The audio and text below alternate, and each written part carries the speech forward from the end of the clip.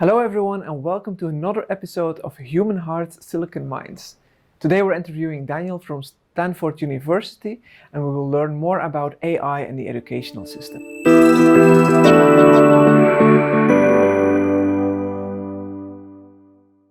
Welcome Daniel here at the Microsoft San Francisco office. Thank you, Sammy. Please introduce yourself. Who are you? I'm Daniel Wu. I am a course facilitator at Stanford University for the AI professional program. I also work in the industry in the leadership position.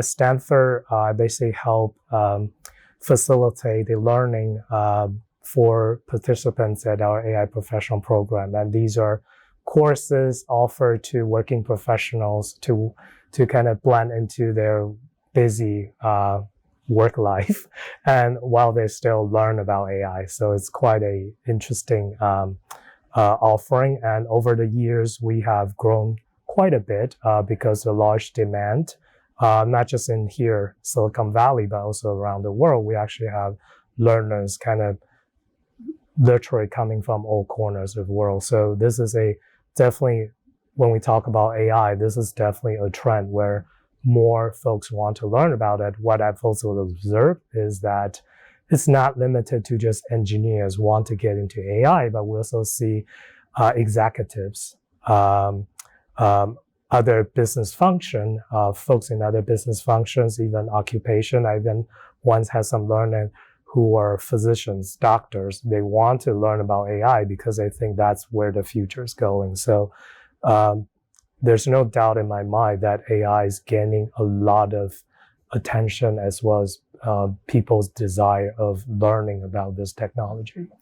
It's AI on itself is not new, of course. It's something that already exists for quite some decades. If you think about the first language models compared to what we have now, there's a big difference, of course. Yeah.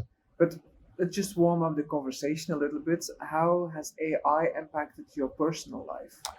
I have to say I've impacted my personal life a lot. And it's, on top of the professional life, right? So let's say personal life. Now we have a lot more quote unquote smart devices, and that they're not only smart, but they're also powered by the latest AI technology. And so, personally, I find a lot of work-related sort of task or personal task get helped by using AI technology. And another aspect, I think, impacting life on top of, in addition to more convenience, is also observing this speed up of the adoption. And this is especially true during the pandemic, the lockdown period where, the traditional way of living, going about shopping and interacting with other people has significantly changed. And that kind of put pressure on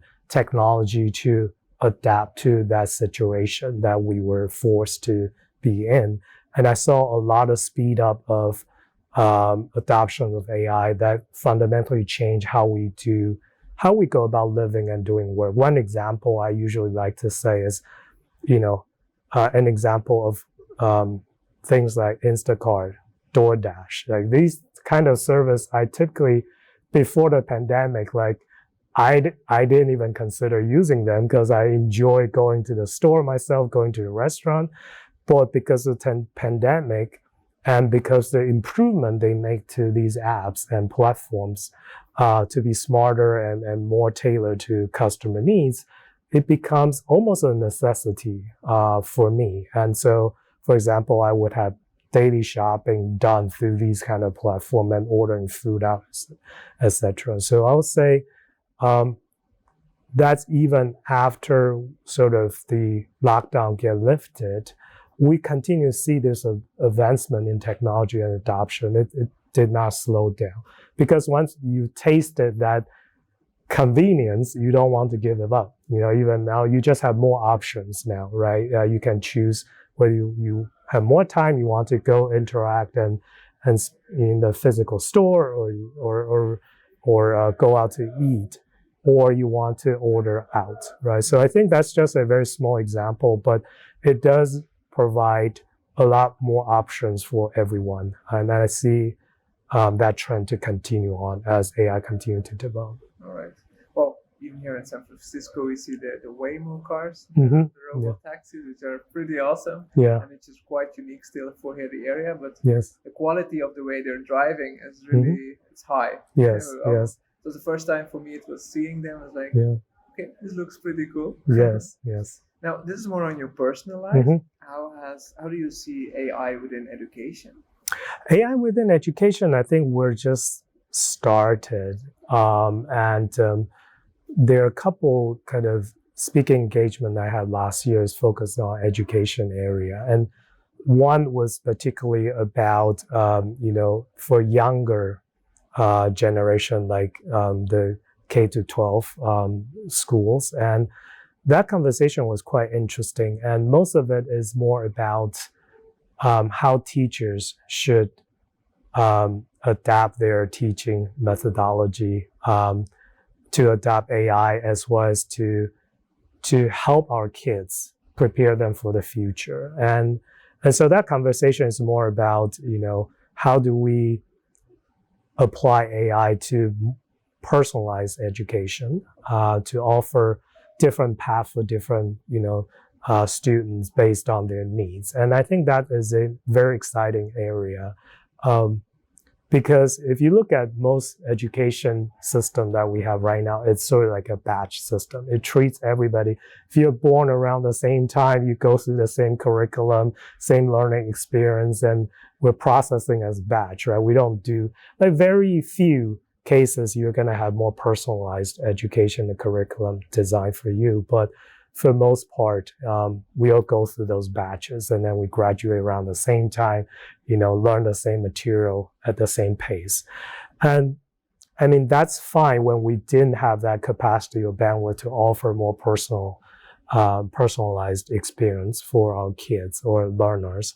But I think that's going to change dramatically with the introduction of AI. And for some underserved community as well, you think about, not everyone can afford tutoring if you need some help with certain subject. AI can fill that gap easily. It's definitely a much lower cost if we can scale it up and more accessible, even for certain areas where, perhaps not easy to find teachers who want to move to those remote areas to serve that underserved community. So there's tremendous opportunity to apply AI to enhance education for all. And I think that's also going to increase the equity in terms of, everybody have the equal chance of getting access to education and learning. Now, the other spectrum is in higher education. This is the an event that I participated with these university, admins and professors are thinking about, how to tailor a curriculum to adopt AI. But at the same time, they're also very keenly aware of the challenge of the evaluation, the traditional assessment that they have, the tool that they have to assess the performance of their students. Because now, you heard about a couple of schools ban the use of, large language models to do the homework assignments and all that. And even some talks, very interesting. Some folks were thinking about how do we do the detection, that we can detect. This is like people using content generated by these Gen AI models. And so it will be considered as cheating, right? So there's these two kind of different things. But I think at the end, at least my personal view is that we're going to get to a point where it's inevitable. Like, people are going to recognize that, just like when the first introduction of the calculator, right? People say, well, does that mean we no longer teach algebra and how to do the basic math? It's not the case. It's just like, you still need to do it, but now we can do it better and focus on more other more complicated learning subjects. And I think AI is similar here. It's going to advance education the way that we need to rethink what's the critical skill when we have AI, with us, and we can adopt AI to address a lot of different tasks. And we should focus on, in that scenario, what's the most valuable skills that humans need to bring to the table to be able to operate collaborative with its technology. Yeah, I think evaluating how this technology is used, and I think especially now for students, the skill will be how do I evaluate what's actually the output of those models and see if what's coming out is actually correct. Right. It's a very important feature also. Right, or encourage them to do sort of, if you're worried about them, having Gen AI models synthesize, and turning that result as their own asset assignment, right? Maybe, instead of doing that, impose an element of encouraging critical thinking, right? What do they think about this, asset produced by Gen AI model, right? What's your point of view? How do you go do fact checking about what's been said here? And, I think there's a lot of additional things to do here and to encourage different type of learning. And I think that's very important, instead of just blindly trying to ban the technology and say, no, you shouldn't use that.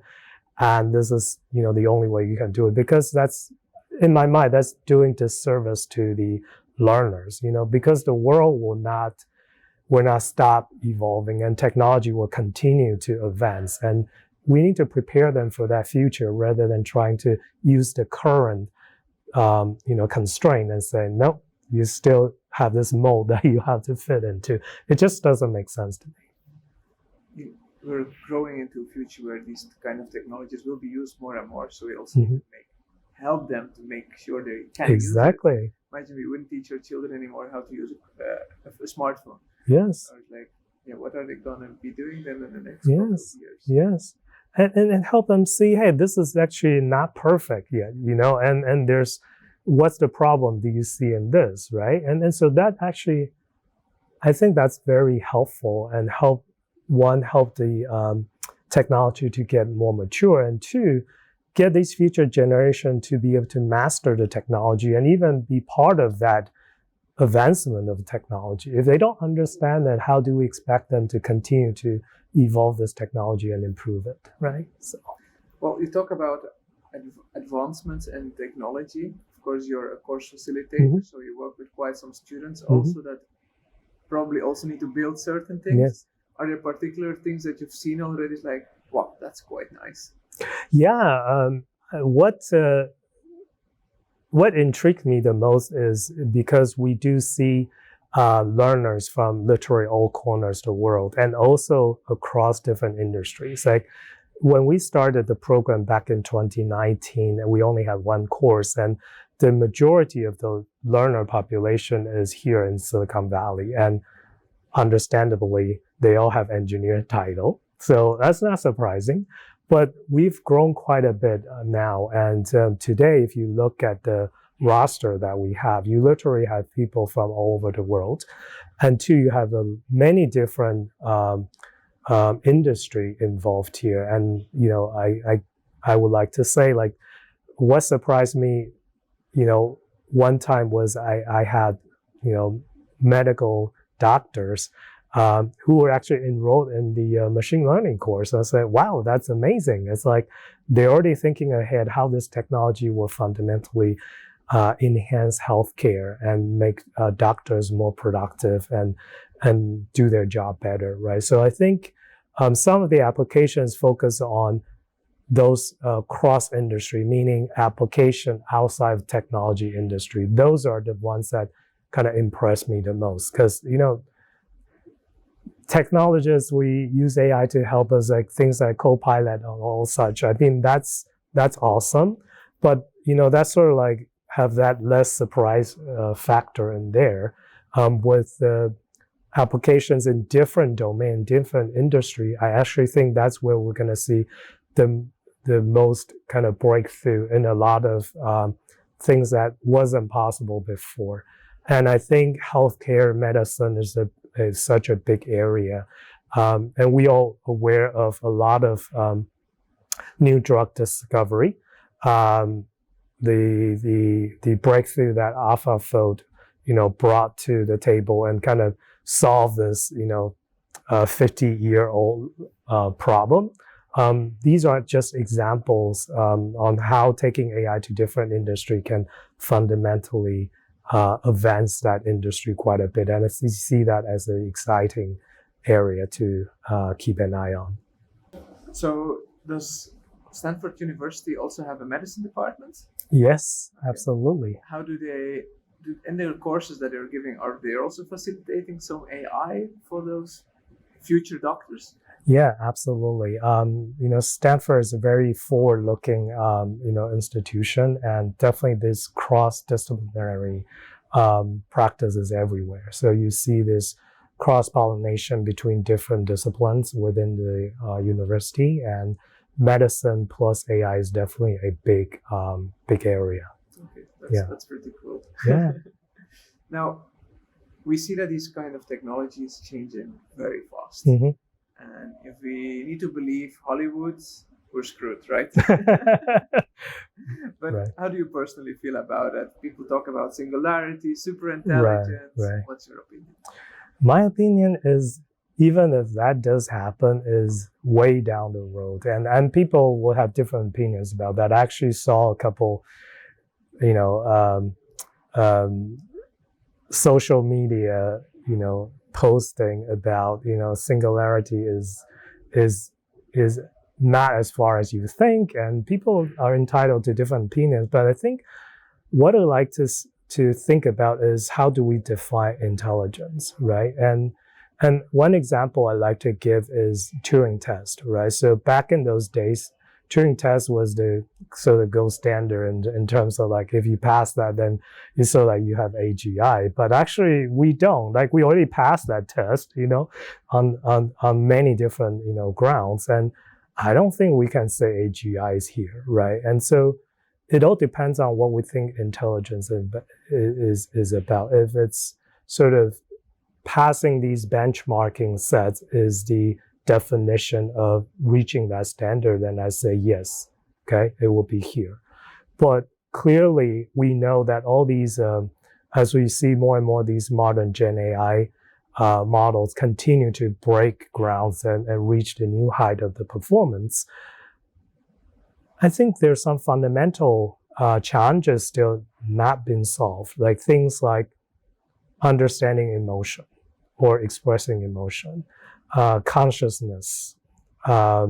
These people might argue that it can approximate, but does it have a sense of identity of its own, right? Because what's depicted in the movies, they somehow think they're an independent, they have independent identity, and they would somehow, have their own mind and try and decide to do something different from what their designers want them to do.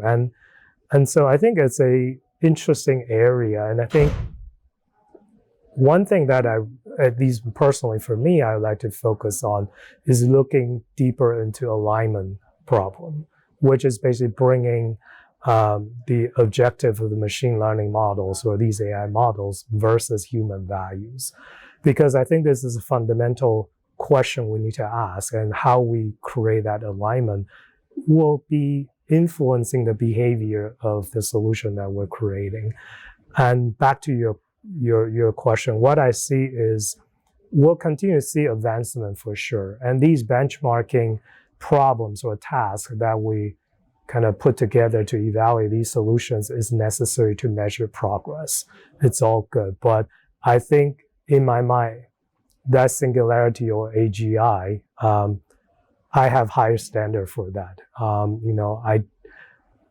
I think we can pretend, or the solutions that we create might be able to approximate what we expect them to respond with, let's say. But does that really mean it's the real thing, right? That they're really feeling something, really sensing something. So it's an interesting area. And I've already seen and heard that these virtual agents or intelligent agents getting into sort of like dating apps. So I'm just like, okay, it can make believe that they can say the right thing to trigger the emotional response from the real humans, but does that really mean it's a genuine kind of feeling that the machine or the model is giving, right? So I think that's an area that's we need to be very careful about, because the users may not be able to differentiate because the technology is getting so good, may not be able to differentiate that, hey, this is what machine is generating. It doesn't really mean when they say they love me, it doesn't really mean there's that chemical happening within the machine that there's that we feel as human beings, right? So that's an area that I think we need to be very careful about. I'm not saying we shouldn't go there, but when we go there, we need to tread carefully and kind of evaluate all the implications that can evolve from that. And for folks who don't really know the inner working of the technology, it will be, I would even say it's quite risky in those areas. Especially if you play with people's emotions. Exactly. Do you think legislation will assist us in helping those kind of products to be somehow not fully blocked, but that there's specific rules? Yeah, I think legislation and regulation is sort of like, in my mind, is the minimum bar, meaning that they clearly define like what you should not be doing. But I think we should, like technologists, we should hold ourselves to a higher bar, even if it's not against the law. If it's not illegal, doesn't mean we should do it. And a lot of things, frankly, is very hard to regulate or by law. And I think definitely we're going to see more and more intervention from government just because the pressure from the public. People want to see government play more active role in terms of help navigate this very complicated and sometimes ambiguous landscape, because not everyone understands the technology, and they're looking to the government official to kind of lead the discovery of the space, as well as defining the guardrail. Like, this is an absolute no-no, and the other area you need to be careful and all that. So I think regulation is going to increase, but I also think over-regulation is not going to be helpful, and that's something that a fine balance that I think everybody needs to get involved and discuss about this. That what we definitely don't want is over-regulation. That means like you're basically stopping the pace of innovation. It should be guided rather than completely blocked. True. Thank you for that. Yeah. Now, we've been talking a lot about what's happened and how things are currently being done. Mm-hmm. How do you see, let's say, the next 6 months in the AI scene? Mm-hmm.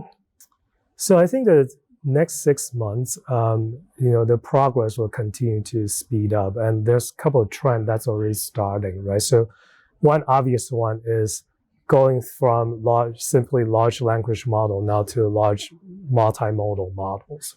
And that multiple modality is a necessary direction, because if you're thinking about going closer to AGI, we need to be able to incorporate multiple modality of data to be able to make the best decision. So that will continue. And I will even go so far to say that some of the application, application will focus on that multiple modality rather than just one single modality with textual data.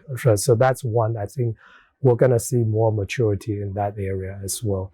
The second area I think I see is also happening is this debate between open source versus closed door kind of solution. And open source definitely has a long history. And I think in the AI community, we have been able to make so much progress in a decade's time because we're an open community. We openly share the progress so everyone can build on top of one another's work. That's how we can advance quickly, right? So there's definitely business value in these technology, and I also understand the necessity of, getting benefit from all the investment that's made. But there needs to be a good balance there, because not every organization or institute can afford a paid solution. And for example, schools, education, right, the space. And if we're thinking about AI to promote humanity and to help especially underserved community, we need to look at this and say, hey, not everyone can afford this, but they need to also benefit from this technology. Then open source is a clear direction that we need to continue to promote. And hence, I think these, I don't want to say competition between the two camps, but I think this continued advancement of open source solution is gonna pick up more in the coming years, especially with the additional organizations and universities kind of, putting more attention and effort into that. I think it's a good direction to watch out for. The third area I think is worth noticing, and I think we already see this, is be able to run. We now have this super-sized model, whereas super heavy demands a lot of compute power, which also make them super expensive, right? Obviously, if every time you need to run inference, you need to pay this much, then you can't run many of those. So this idea of how do we make it more efficient?